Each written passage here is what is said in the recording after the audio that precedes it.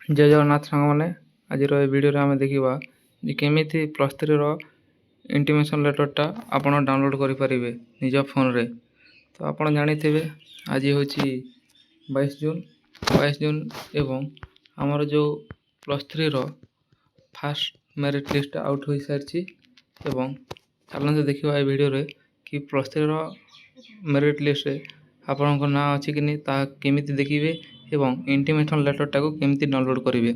तो सर्वप्रथम आपण निज फोन क्रोम ब्राउजर को आसीजे एवं क्रोम रे आसिला परे साम्स ऑफिशियल वेबसाइट बा खाली साम्स लेखि सर्च रे क्लिक करी सर्च करदेवे। जमीती आप साम्स उपर क्लिक करेंगे आपन को यही गोटे इंटरफेस आसीज। ये इंटरफेस आप देखिपारे जे राइट साइड रे लिखा हो स्नातक आपण चयन स्थिति जानतु प्रथम पर्याय चयन जहाँ नुआ बोली एठारे लिखा जाउछि न्यू बोली लिखा होइछि। तो आपण को किछि करबा नै या ऊपर क्लिक करिवार अछि। आपण या ऊपर जेमिति क्लिक करिवे तो आपण को पाखरे एमिति किछि इंटरफेस आसी जिवो। देखि पारथिबे एठारे लिखा होइछि साम्स डिग्री कॉलेज एवं नो योर सिलेक्शन स्टेटस। एठारे आपण को सिलेक्शन स्टेटस विषय आपण जानि परिबे। तो एठारे दिया जाइछि बारकोड आपण जेते प्लस थ्री ऑनलाइन कले आपन गोटे सीएएफ प्रिंटा काढ़ी दि जाइथिबो। से सीएएफ प्रिंट उपरे आपण राइट साइड कॉर्नर रे देखिबे एमिति बारकोड टाइप रो होई ता तले गोटे नंबर लिखा होइथिबो सेटा को बारकोड नंबर को आजे। तो आपण से बारकोड नंबर टा को एठार एंटर करिवे एवं आपण जो रजिस्ट्रेशन मोबाइल नंबर टा देखि निजर जो साम्स रो ऑफिशियल पोर्टल रे निजर जो रजिस्ट्रेशन नंबर टा देखि आपण गोटे अकाउंट टा करिसंती प्लस थ्री बा यूजी पई से अकाउंट क्रिएट होइथिबा मोबाइल नंबर टा आपण एठार देखबे। आपण जेमिति एठार बारकोड देबे एवं निजर जो रजिस्ट्रेशन मोबाइल नंबर टा देबे तापर एठार गोटे कैप्चा शो होथिबो देखि पारथिबे। सही कैप्चा टा को आपण को ए जे एंटर कैप्चा अछि ता तले जो ब्लैंक्स रहिछि से ब्लैंक्स तले फिलअप करबा को पड़िबो। आपण जेमिति बारकोड मोबाइल नंबर एवं कैप्चा को एंटर करेंगे तापर आपण एठारे शो रो बटन देखा जाथिबो आपण ए शो रो बटन ऊपर क्लिक करेंगे। जेमिति आपण शो रो बटन ऊपर क्लिक करेंगे आपण पले आसीबे एमिति का गोटे इंटरफेस रे एठा दे जाइछि नो योर सिलेक्शन स्टेटस। देखि पारथिबे ए गोटे हम स्टूडेंट रो तार सिलेक्शन स्टेटस विषय दिया होइछि। तो कोन रहिछि एठा देखिबा। तो एठार से जो बारकोड नंबर एंटर करेंगे सेटा अछि जो रजिस्ट्रेशन मोबाइल नंबर दिया जाइथिलो सेटा अछि एवं से कैप्चाटा अछि एठारे। तापर देखिबे सेम तातर लिखा होइछि you are selecting in following HEI आपण एही इंस्टीट्यूट रे हायर एजुकेशन इंस्टीट्यूट रे सिलेक्शन होइछंती। तो एठारे देखंतु हम स्टूडेंट सिलेक्शन होइछि गोटे यूनिवर्सिटी रे जाकु मो ब्लर कर देछि एवं तार प्रथम ऑप्शन जोटा देथिला से यूनिवर्सिटी रे ही पाइछि बायोलॉजिकल साइंस। आपण जो स्ट्रीम टा नैथिबे से स्ट्रीम रो ना देखा जाउतो ता तले जो ऑनर्स टा रखिथिबे से ऑनर्स टा एठार शो होथिबो सब्जेक्ट नेम माध्यम रे एवं आपण को एठारे को कैटेगरी अंडर रे आपण अप्लाई करथिले से कैटेगरी रो देखा जीवो एवं ता तले दिया जाइछि एडमिशन डेट जा कि ए स्टूडेंट रहिछि 23 जून 2026 रे तार एडमिशन डेट रहिछि। देखंतो आज होछि 22 जून रे जेमिति फास्ट राउंड सिलेक्शन रो मेरिट लिस्ट आउट हला जो माननकु निजर मन इच्छा कॉलेज मिली मन पसंद कॉलेज मिली से माने तो एडमिशन करेंगे ही से एडमिशन को मध्य शीघ्र करा एठारे 23 जून रे ही करा जाइछि। 23 जून रे आपण निजर देखिबे एडमिशन डेट ता आपण को दिया जाइथिबो। ता तले देखिबा click here to login for download intimation देखि पारथिबे आपण एठार लिखा होइछि click here to download intimation. जेमिति आपण या ऊपर क्लिक करिवे जो click here to intimation download जेमिति आपण या ऊपर क्लिक करिवे आपण गोटे नुआ इंटरफेस आपण को पाकर देखा जीवो। देखंतु ए बोलिका आपण को गोटे इंटरफेस देखा जीवो। तो एठार और कोन रहिछि आपण फिलअप करबा पड़ो। देखंतु एठार दिया जाइछि स्टूडेंट लॉगिन बा यूजी जेते हेले कि आपण सीएफ ऑनलाइन कले प्लस थ्री रो सेते हेले मध्ये आपण को गोटे एही परी अकाउंट खोलिबा को पड़िथिला। आपण एठार निजर जो मोबाइल नंबर दिया होइथिला रजिस्ट्रेशन समय से मोबाइल नंबर एवं आपण गोटे ପାସୱାର୍ଡ଼ଟା ଦେଇଥିବେ ସେ ସମୟରେ ସେଇ ପାସୱାର୍ଡ଼ଟା ଆପଣ ଏଠାରେ ଏଣ୍ଟର କରିବେ ଏବଂ ଏଠାରେ ଗୋଟେ କ୍ୟାପଚା ଦିଆ ହୋଇଥିବ ସେଇ କ୍ୟାପଚାକୁ ଏଣ୍ଟର କରିବେ ଏବଂ ସାଇନ୍ ଇନ୍ରେ କ୍ଲିକ୍ କରିବେ। ଯେମିତି ଆପଣ ସାଇନ୍ ଇନ୍ରେ କ୍ଲିକ୍ କରିବେ ଆପଣଙ୍କୁ ଗୋଟେ ନୂଆ ଇଣ୍ଟରଫେସ୍ ଦେଖିବାକୁ ପଡ଼ିବ।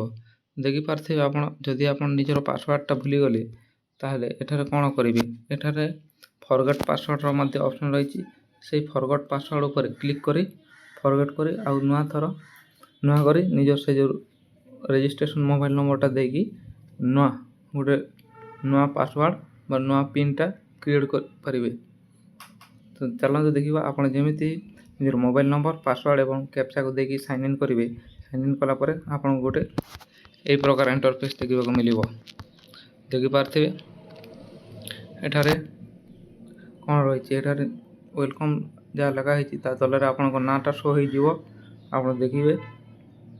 ତାପରେ ଏଠାରେ ନିଜ ନାଁ କ୍ୟାଟାଗୋରୀ ଏବଂ ତୁମର ଯେଉଁ +2ର ମାର୍କ ରହିଛି ଏଠାରେ ନିଜର ନାଁ କ୍ୟାଟାଗୋରୀ ଏବଂ ମାର୍କ ଶୋଟା ହୋଇଯିବ। ଏଠାରେ ମୁଁ ଏଠାରେ ବ୍ଲର୍ କରିଦେଇଛି ଆମ ଷ୍ଟୁଡେଣ୍ଟର।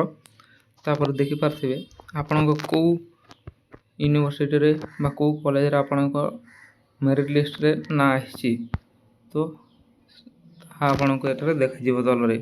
ଦେଖନ୍ତୁ ଆମର ଯେଉଁ ଷ୍ଟୁଡେଣ୍ଟଟା ଦେଇଥିଲା ଫାର୍ଷ୍ଟରେ ଯେଉଁ ଅପସନ୍ଟା ଦେଇଥିଲା ସେଇ ଅପସନ୍ରେ ତା'ର ପଳେଇ ଆସିଛି। ତ ସେଥିପାଇଁ ତା'ର ବାୟୋଲୋଜିକାଲ୍ ସାଇନ୍ସରେ ଦେଇଥିଲା, ଟୋଟାଲ୍ ଷ୍ଟ୍ରେନ୍ଥ ଥିଲା ସେ କଲେଜରେ 96ଟା ସିଟ୍ ଥିଲା ଏବଂ ସେ ଜିଓଲୋଜିରେ ଅନର୍ସ ରଖିଥିଲା ଏବଂ ତା'ର ଗୋଟେ ଯେଉଁ ୟୁନିଭର୍ସିଟି ଦେଇଥିଲା ସେଇ ୟୁନିଭର୍ସିଟିଟା ସେ ପାଇଛି। ଏବଂ ସେମିତି ତା'ର ସେକେଣ୍ଡ ସିଲେକ୍ସନ୍ରେ ସେକେଣ୍ଡ ଅପସନ୍ରେ ଦେଇଥିଲା ବିକ୍ରମ ଦେବ ୟୁନିଭର୍ସିଟି ଯେଉଁଟା ଜୟପୁରରେ। ତାପରେ ଥାର୍ଡ଼ରେ ଦେଇଥିଲା ରାଜେନ୍ଦ୍ର ୟୁନିଭର୍ସିଟି। ଫିଫ୍ଥରେ ଦେଖିପାରୁଥିବେ ସେମିତି ଯେହେତୁ 5ଟା କଲେଜ ଦେବା କମ୍ପଲସରି, ସେଥିପାଇଁ ସେ 5ଟା କଲେଜର ନାଁ ଦେଇଥିଲା। ଏବଂ ଦେଖିପାରୁଥିବେ ଆପଣଙ୍କୁ ଯଦି ହୋଇଛି ଯଦି 2 ନମ୍ବରରେ ବା 3 ନମ୍ବରରେ କିମ୍ବା 4 ନମ୍ବରରେ ହୋଇଛି, ତେବେ ଆପଣ ଯଦି 1 ନମ୍ବରକୁ ମୁଭ୍ କରିବାକୁ ଚାହୁଁଛନ୍ତି ତେବେ ଆପଣ ତାହାକୁ ସ୍ଲାଇଡ୍ ଅପ୍ ମଧ୍ୟ କରିପାରିବେ। ଯଦି ଆପଣ ଏହି ଭିଡ଼ିଓ ସମ୍ପର୍କରେ କିଛି ଜାଣିବାକୁ ଚାହୁଁଛନ୍ତି ସ୍ଲାଇଡ୍ ଅପ୍ ବିଷୟରେ, ତ ନିଶ୍ଚିତ ମାଧ୍ୟମରେ ଆମକୁ କମେଣ୍ଟ କରନ୍ତୁ, ଆମେ ଆପଣଙ୍କୁ ଦେଖେଇବୁ ସ୍ଲାଇଡ୍ ଅପ୍ କ'ଣ, ଫ୍ରିଜ୍ କ'ଣ। ଏବଂ ଆଉ ଗୋଟେ ଅପସନ୍ ରହିଥାଏ ଫ୍ଲୋଟ୍ ଅର୍ଥ କ'ଣ, ତ ଆମେ ସେ ବିଷୟରେ ଗୋଟେ ସମ୍ପୂର୍ଣ୍ଣ ଡିଟେଲ୍ ଭିଡ଼ିଓ ନେଇକି ଆସିବା, ତ ସେଥିପାଇଁ ଆପଣଙ୍କୁ କମେଣ୍ଟ କରିବାକୁ ପଡ଼ିବ। ଦେଖିପାରୁଥିବେ ଆପଣ ଯେଉଁ କଲେଜରେ ବା ୟୁନିଭର୍ସିଟିରେ ପାଇବେ ଆପଣଙ୍କ ଏମିତି ଶୋ ହୋଇଯିବ। ତ ତାପରେ ଆପଣ କ'ଣ କରିବେ, ଦେଖନ୍ତୁ ଆପଣଙ୍କୁ ଯଦି ସେଥିରେ ଆଡ଼ମିସନ୍ କରିବାର ଅଛି ତେବେ ଆପଣ ଏଠାରେ ଫ୍ରିଜ୍ର ଅପସନ୍ଟା ଦେଖୁଥିବେ। এই ଫ୍ରିଜ୍ର ଅପସନ୍ରେ କ୍ଲିକ୍ କରି ଫ୍ରିଜ୍ କରିପାରିବେ। ଯଦି ଆପଣଙ୍କୁ ସ୍ଲାଇଡ୍ ଅପ୍ କିମ୍ବା ଫ୍ଲୋଟ୍ କରିବାର ଅଛି ତାହେଲେ ଆପଣ ଏଠାରେ ଅଲ୍ଟର୍ରେ କ୍ଲିକ୍ କରିବେ। ଆପଣଙ୍କୁ ଯେଉଁ ସ୍ଲାଇଡ୍ ଅପ୍ ରହିଛି ସ୍ଲାଇଡ୍ ଅପ୍ର ଅପସନ୍ ଏବଂ ଯେଉଁ ଫ୍ଲୋଟ୍ର ଅପସନ୍ ରହିଛି ତାହା ଏଠାରେ ଶୋ କରିବ। ଯେହେତୁ ଏଠାରେ ପ୍ରଥମେ ଫ୍ରିଜ୍ର ଅପସନ୍ ଦେଇଦେଇଛି ତ ଅଲ୍ଟର୍ରେ ଆଉ ଆପଣଙ୍କୁ ଫ୍ରିଜ୍ର ଅପସନ୍ ଦେବ ନାହିଁ।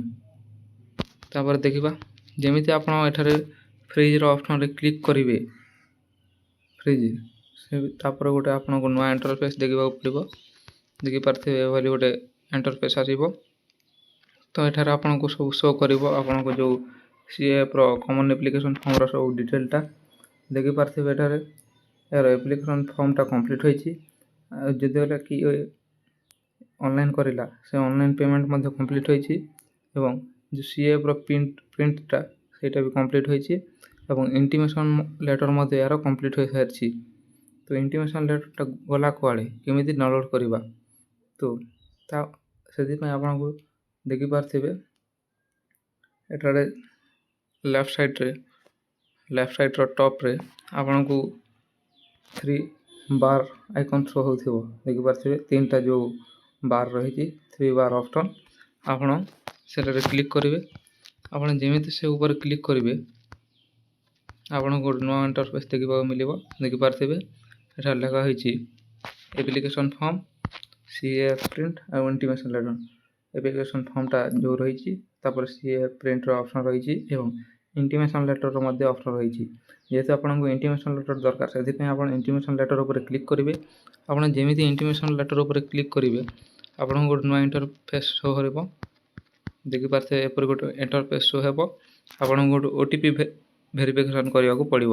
OTP ଭେରିଫିକେସନ୍ରେ କ'ଣ କରିବାକୁ ପଡ଼ିବ?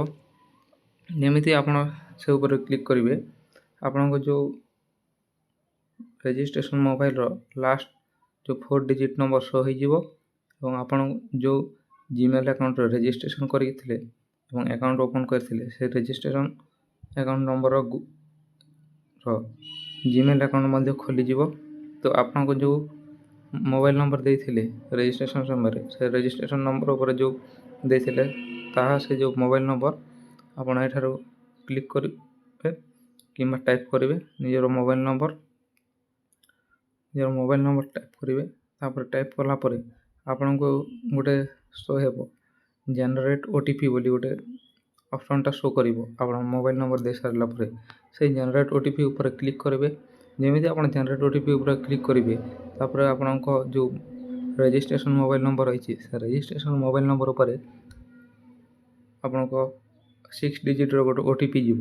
ସେ OTP ଆପଣ ଯେମିତି ଏଠାରେ କ୍ଲିକ୍ କରିବେ ସେ ବା ଟାଇପ୍ କରିବେ, ସେ OTP କ୍ଲିକ୍ କଲା ଏବଂ ଟାଇପ୍ କଲା ପରେ ମଧ୍ୟ ଆପଣଙ୍କୁ ଏ 3ଟା ଅପସନ୍ ଶୋ କରିବ, ରିସେଣ୍ଟ OTP, ଭ୍ୟାଲିଡେଟ୍ ଏବଂ କ୍ଲୋଜ୍।